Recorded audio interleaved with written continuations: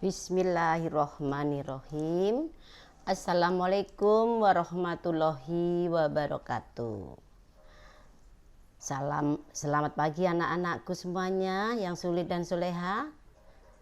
Apa kabarnya hari ini?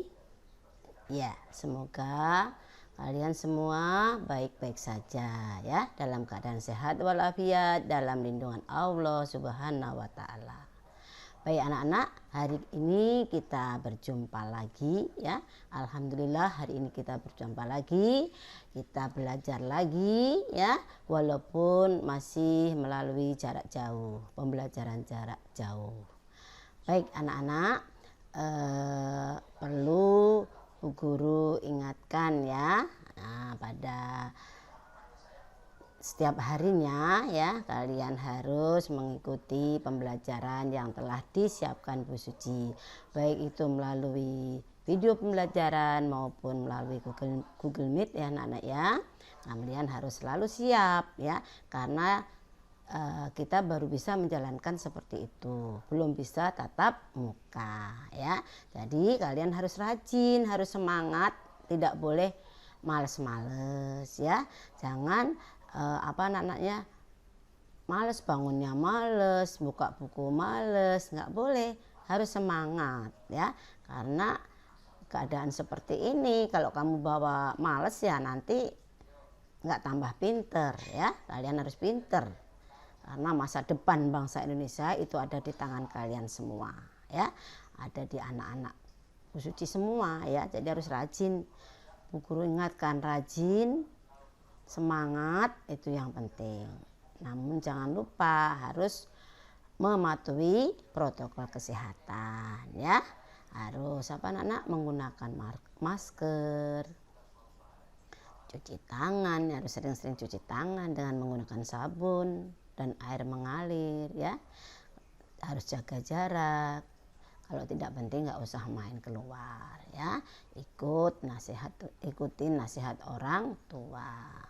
Baik anak-anak, kita akan lanjut saja ya. Hari ini kita belajar tematik, yaitu tema 4A, indahnya kebersamaan ya.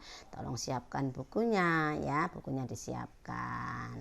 Nanti kalau yang penting kamu kasih tanda di stabilo atau di garis bawah, silahkan ya. Jadi seperti belajar di kelas ya anak-anak ya. Oke, sekarang tanggal berapa? Tanggal 9 Agustus tahun 2021. Kita akan belajar pada subtema 3, pembelajaran 3 dan 4 ya. Baik, kita langsung saja. Oh ya, tapi jangan lupa kalian harus berdoa kepada Tuhan Yang Maha Esa ya, agar pembelajaran pada hari ini diberikan kelancaran ya, sehingga kamu dapat ilmu yang bermanfaat. Baik anak-anak, kita lanjutkan.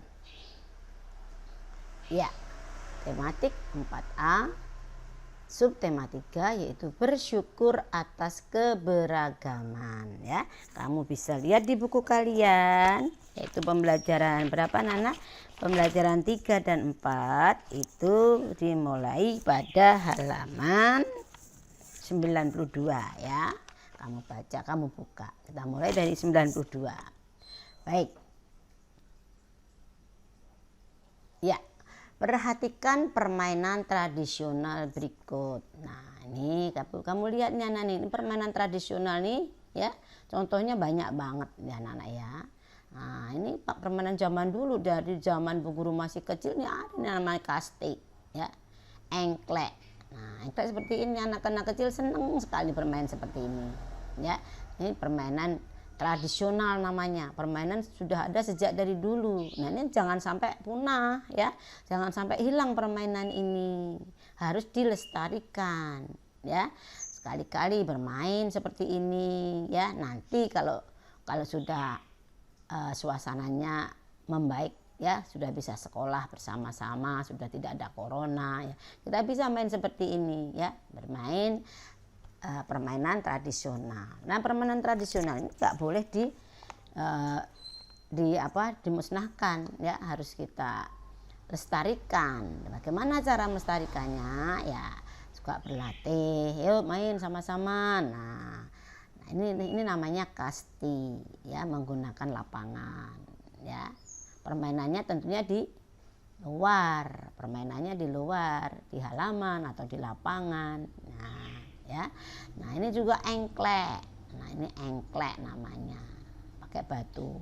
Nih kalau zaman dulu Bu Guru pakai pecahan genteng ya buat gacuknya. Nih ini engklek namanya. Nah permainan seperti ini seru anak-anak ya, seru sekali ya, sampai asik banget. Akhirnya nanti lupa apa saja, lupa makan ya, lupa istirahat, mau main terus. Nah tidak boleh seperti itu juga. Jadi ada waktunya untuk bermain, ada waktunya untuk belajar. Dan juga masih banyak permainan tradisional yang ada di negara kita, Indonesia tercinta ya. Coba kita cari tahu yang lain nih. Nah ini juga termasuk permainan. Perhatikan gambar berikut, nih lihat, main lompat tali ya. Ini main apa ini anak-anak?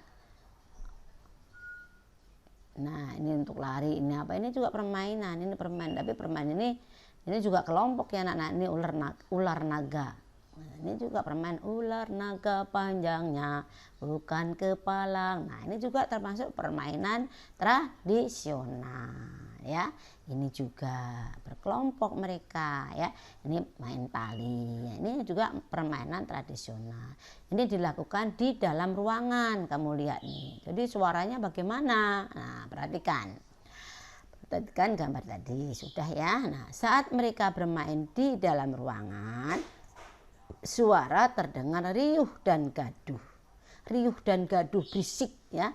Suaranya berisik karena ini semua ngomong ini. Semua anak-anak yang ada di sini pasti ngomong ya. Jadi suara di dalam ini berisik, riuh, gaduh ya. Nah, mengapa demikian? Mengapa ya anak-anak? Kenapa kok suaranya terdengar gaduh dan riuh, berisik ya? Nah, coba pasti kalian bisa menjawab ya. Ingat sifat bunyi ya, sifat bunyi ya. Nih. Nah, bunyi memiliki sifat yang dapat dipantulkan. Nah, itu jawabannya. Karena kan bunyi mempunyai sifat bunyi dapat dipantulkan ya. Kalau mengenai benda yang keras. Nah, ini kena benda yang keras. Jadi bunyi suara anak-anak ini dipantulkan oleh dinding. Ya, karena sifat bunyi dapat dipantulkan bila mengenai benda yang keras, kena tembok ya, maka suaranya riuh. Nah, bunyi yang dikeluarkan anak-anak saat bermain dipantulkan oleh dinding tembok ya, makanya suaranya riuh, bisik. Nah itulah jawabannya ya, karena bunyi dipantulkan ya, salah satu sifat bunyi. Oke lanjut ya. Nah sekarang pemantulan bunyi juga bermanfaat untuk mengukur kedalaman laut. Nah kedalaman laut ini bisa juga menggunakan apa anak, pemantulan bunyi, suara gaung, gema ya. Pemantulan bunyi juga dapat bermanfaat untuk mengukur kedalaman laut, yaitu dengan menggunakan sonar. Sonar itu sistem alat ya. Sonar juga digunakan untuk mengetahui lokasi karang, kapal karam, kapal selam atau sekelompok ikan. Nih sonar ya, alat teknik ya. Jadi pemantulan bunyi juga bermanfaat ya anak-anak ya, untuk mengukur kedalaman laut. Baik ya. Nah itu menggunakan sonar. Selain itu sonar juga digunakan untuk mengetahui lokasi karang, kapal karam, kapal selam dan sekelompok ikan yang ada di dalam laut. Oke, Bu Guru lanjut. Baik, nih terdapat dua macam bunyi pantul, yaitu gaung dan gema. Ya, gaung itu di dalam ruangan, ya, suaranya tidak jelas. Ya, kenapa? Karena bunyi pantul itu hampir bersamaan dengan bunyi aslinya. Ya, jadi suara pantulannya tidak jelas. Namanya gaung. Ya, lain dengan gema. Kalau gema bunyi pantul yang jelas, ya, karena biasanya di luar ruangan. Ya, kalau gema ini biasanya di luar ruangan, bukan di dalam ruangan. Di gema, kalau gema itu apa? Gema itu adalah bunyi pantul yang jelas. Kenapa? Karena bunyi pantul setelah bunyi asli selesai baru bunyi pantul, maka suaranya sangat jelas. Ya, itulah perbedaan gaung dan gema. Kalau gaung bunyi pantulnya tidak jelas, kalau gema bunyi pantulnya jelas. Kenapa tidak jelas bunyi gaungnya? Karena bunyi pantulnya diucapkan hampir bersamaan dengan bunyi aslinya. Beda dengan gema. Gema ini adalah bunyi pantul yang sangat jelas. Bunyi pantul yang jelas. Karena bunyi pantul diucapkan setelah bunyi asli selesai. Baru dipantulkan. Ya, jelas ya anak-anak ya. Oke, lanjut. Nah, nih pemantulan bunyi. Nah, perhatikan. A. Bunyi pantul itu memperkuat bunyi asli. Contohnya kita bernyanyi di kamar mandi, ya. Lalu nih gema. Nah, tadi sudah Bu Guru sebutkan, gema itu muncul setelah bunyi asli, ya. Setelah bunyi asli selesai baru muncul suara pantul, baru suara gema. Ya. Itu berarti suaranya jelas, ya. Gema muncul setelah bunyi asli selesai, berarti jelas. Ya, kalau ini gaung, gaung terdengar bersamaan dengan bunyi asli, maka gaung itu suara gemanya tidak jelas, ya, bunyi pantulnya tidak jelas. Kenapa? Karena dipantulkan bersamaan, hampir bersamaan dengan bunyi aslinya, ya. Jadi kamu bisa kan membedakan gema dan gaung. Kalau gema jelas bunyinya, kalau gaung tidak jelas. Baik, nanti pasti kamu tahu sendiri, ya. Harus dibuka lagi, boleh dicatat di buku tulisnya, ya. Oke, Bu Guru lanjutkan. Ya, kita lanjut ke pembelajaran 4 anak-anak. Bersyukur atas keberagaman, masih di subtema 3. Ya. Siswa kelas 4 mengikuti kegiatan pramuka di sekolah. Dalam kegiatan pramuka, siswa dilatih dan bertanggung jawab terhadap lingkungan sekitar. Ya, seperti kalian setiap hari Rabu, ya, waktu kamu masuk sekolah, ya anak-anak, ya, waktu kita masih tatap muka di sekolah, setiap hari Rabu anak-anak kelas 1 sampai kelas 6 dilatih atau ada pembelajaran pramuka. Ya, nah dalam kegiatan pramuka itu kalian pasti dilatih untuk bertanggung jawab, ya, bertanggung jawab. Nah, ini bertanggung jawab ini berat loh anak-anak, ya.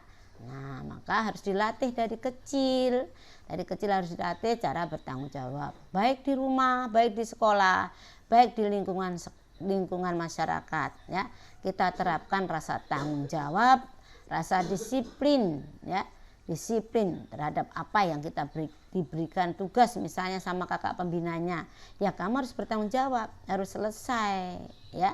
Nah, inilah pembelajaran pramuka, sangat penting ya anak-anak, ya. Jadi dalam kegiatan pramuka siswa dilatih dan bertanggung jawab terhadap lingkungan sekitar, ya, harus bertanggung jawab berarti harus disiplin. Baik, ini contohnya.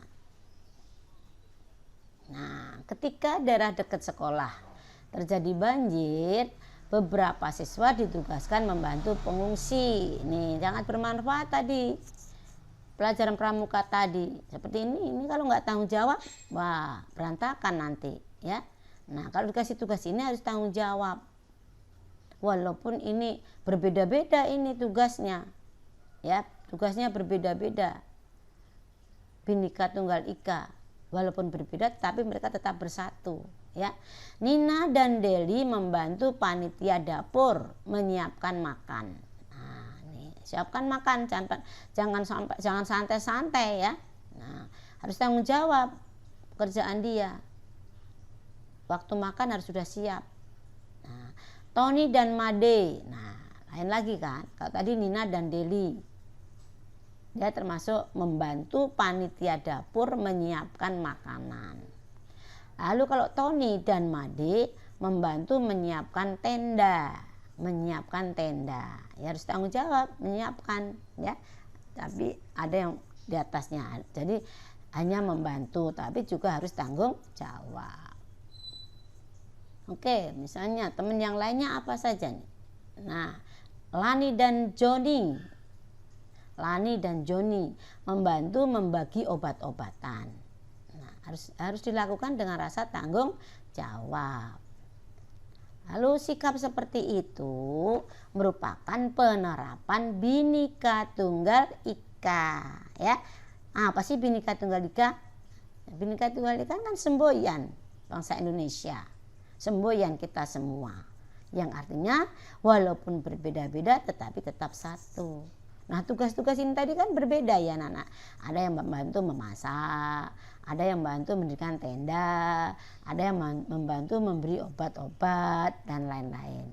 Nah, walaupun berbeda-beda tugasnya, namun itu satu tujuan, ya anak-anak, ya, untuk membantu bencana alam.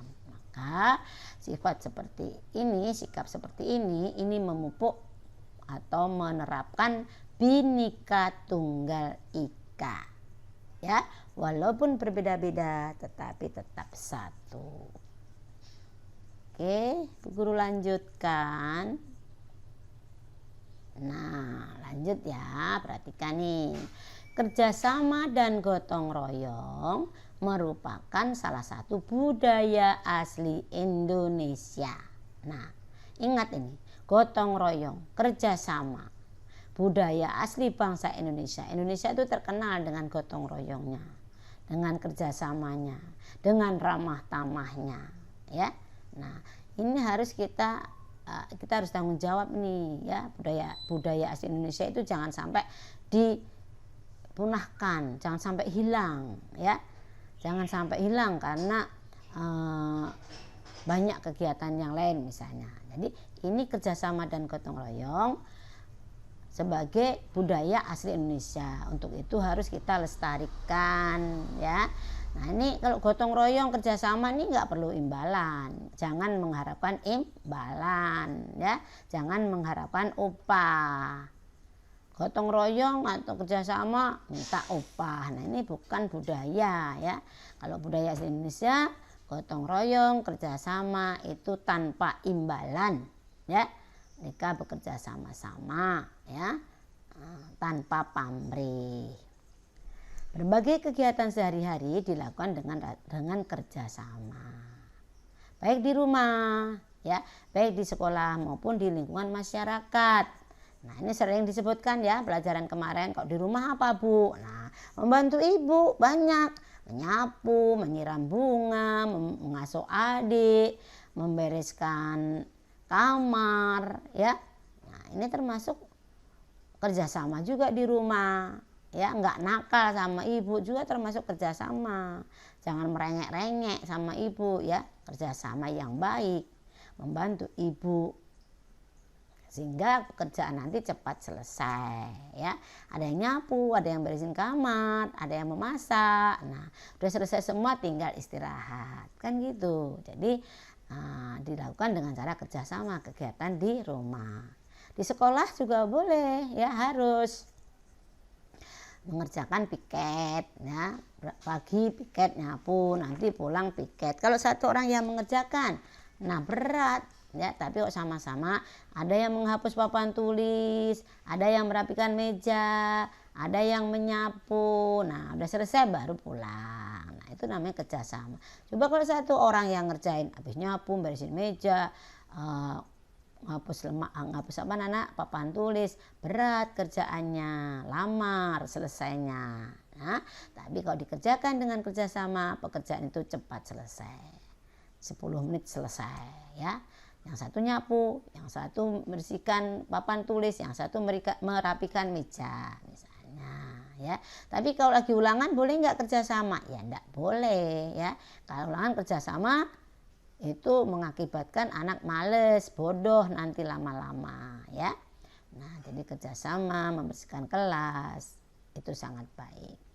Lalu kegiatan kerjasama di sekolah sudah, di rumah sudah ya.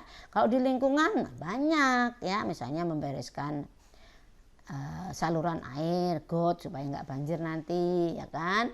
Di lapangan dibersihkan misalnya, atau tempat pertemuan tuh kantor RT atau kantor RW ya, itu dibersihkan sama-sama ya.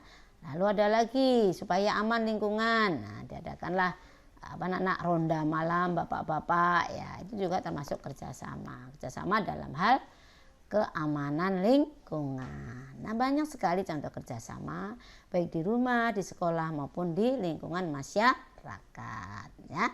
Nah, kerjasama Bu Guru ingatkan tanpa pamrih, tidak mendapat upah.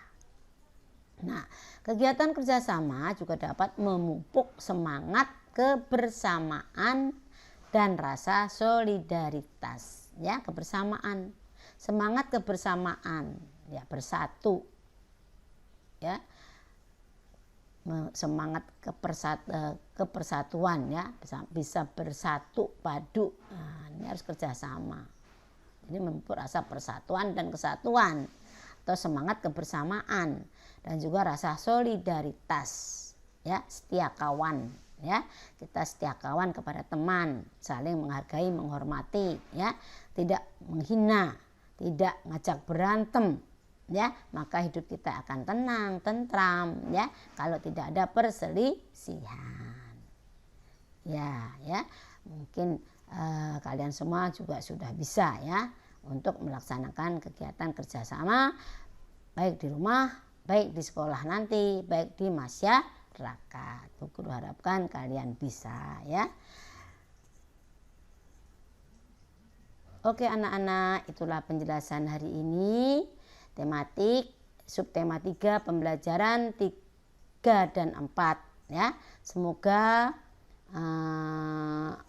penjelasan Bu Guru ini bermanfaat untuk kalian semua ya. Kalian harus semangat belajar terus ya di rumah. Terima kasih. Selamat belajar.